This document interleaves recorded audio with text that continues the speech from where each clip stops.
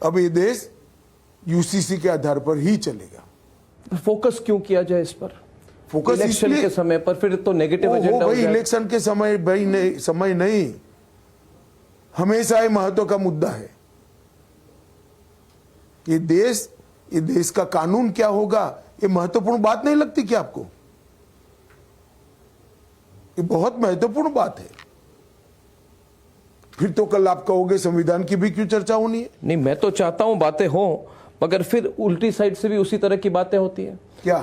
जैसे तेजस्वी ने जो कहा, जो मैंने आपको पूछा कि तेजस्वी ने कहा, कहते खतरे में हिंदू नहीं है बल्कि प्रधानमंत्री की कुर्सी है। देश के प्रधानमंत्री हिंदू, राष्ट्रपति हिंदू, सभी राज्यों के मुख्यमंत्री, तीनों सेना अध्यक्ष भी हिंदू हैं। फिर भी ये लोग कह रहे हैं कि धर्म, हिंदू धर्म खतरे में। फिर भी क्यों? फिर भी आज बिहार के एक हिस्से में तेजस्वी बाबू, इनके पिताजी शुक्रवार की छुट्टी कर गए।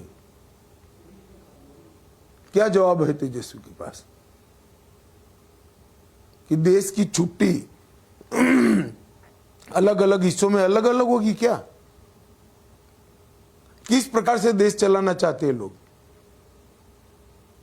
इसीलिए सवाल उठते हैं। मगर ये सब इश्यूज कांग्रेस पार्टी कहती है डाइवर्जनरी टैक्टिक है, ये जरूरी मुद्दे नहीं है। पाकिस्तान का मुद्दा क्यों उठता है? पाकिस्तान का मुद्दा स्वाभाविक रूप से उठता है जब हमारे देश के चुनाव में पूरा पाकिस्तान लगभग एकमुश्त होकर ये कह रहा है कि राहुल गांधी को चुन लीजिए। हमें कोई आपत्ति नहीं, इनका वोट भी नहीं है, इनकी अपील का कोई प्रतिशत भी नहीं, मगर आपने ऐसा क्या किया कि पूरा पाकिस्तान आपका लट्टू हो गया है? वो तो देश की जनता सोचेगी ना अर्णव जी, जरूर सोचेगी और सोचना भी चाहिए। कांग्रेस पार्टी ने कहा है, और ये बहुत अब आज की खबर है, कांग्रेस पार्टी ने कहा है कि भारतीय जनता पार्टी ने ऐसे उम्मीदवार को सामने क्यों रखा है जिन्होंने अजमाल कसाब के खिलाफ झूठ बोला, जिन्होंने झूठ बोला कि अजमाल कसाब को बिरयानी दी जाती है। कांग्रेस पार्टी का मैंने पहले भी एक इंटरव्यू में कहा है कि जिसका बुरा समय आता है प्रभु इसकी सबसे पहले मति हर लेता है। अजमल कसाब को फांसी किसने दिलाई? तो हमारे प्रत्याशी ने दिलाई। अब फांसी दिलाने की बात याद नहीं करते, फांसी दिलाने के लिए जो आर्ग्यूमेंट्स हुए होंगे, इसकी बाल की खाल खींच लें। इनको मालूम ही नहीं है देश की जनता क्या चाहती है।